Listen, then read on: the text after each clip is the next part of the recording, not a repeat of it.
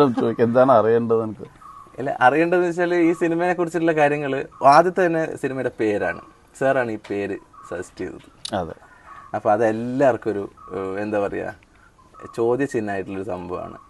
അപ്പം ആദ്യം തന്നെ എല്ലാവരും പറഞ്ഞു കണ്ണൂർ സ്ക്വാഡ് എന്നുള്ള സിനിമയിലാണ് ഈ പാട്ട് എന്നുള്ള ടൈറ്റിൽ വന്നത്. അത് നമ്മൾ കോപ്പി അടിച്ചെന്നൊക്കെ പറഞ്ഞു. പക്ഷേ ഞാൻ അതിൽ പലർക്കും പറഞ്ഞു കൊടുത്തൊരു കാര്യമുണ്ട്. കണ്ണൂർ സ്ക്വാഡ് ഷൂട്ട് തുടങ്ങുന്ന സമയത്ത് നമ്മൾ ഓൾറെഡി ടൈറ്റിൽ ലോഞ്ച് ചെയ്ത് കഴിഞ്ഞു.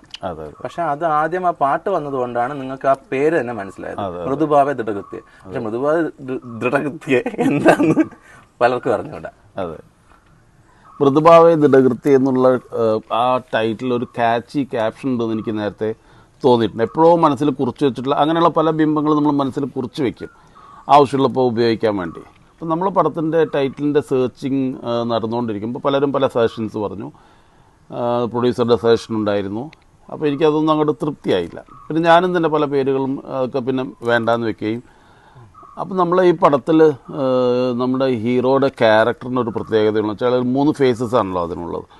ഒന്ന്, ഒരു സോഫ്റ്റായിട്ട് കാര്യങ്ങൾ ചെയ്യുന്ന, പിന്നെ അയാളുടെ ലൈഫിലുണ്ടായിട്ടുള്ള ഒരു വലിയൊരു ട്വിസ്റ്റ്, അത് അയാൾ അതിൻ്റെ സീരിയസ്നെസ് കൈകാര്യം ചെയ്യുന്ന രീതി സോഫ്റ്റായിട്ടുള്ള അതേ പൊസിഷനിൽ നിന്നുകൊണ്ട് സാധാരണ ഒരു സൂപ്പർ ഹ്യൂമാൻ ചെയ്യുന്ന രീതിയിലല്ലാതെ ബുദ്ധിപൂർവ്വം കൈകാര്യം ചെയ്യുന്ന, അതാണ് നമ്മുടെ സബ്ജക്റ്റിൻ്റെ തീം എന്ന് പറയുന്നത്. അപ്പോൾ മൃദുഭാവേ ദൃഢകൃത്യേ എന്ന് പറയുമ്പോൾ മൃദുഭാവത്തോടു കൂടി ദൃഢമായി കൃത്യങ്ങൾ നിർവഹിക്കുന്ന ഒരു സെൻട്രൽ ക്യാരക്ടർ.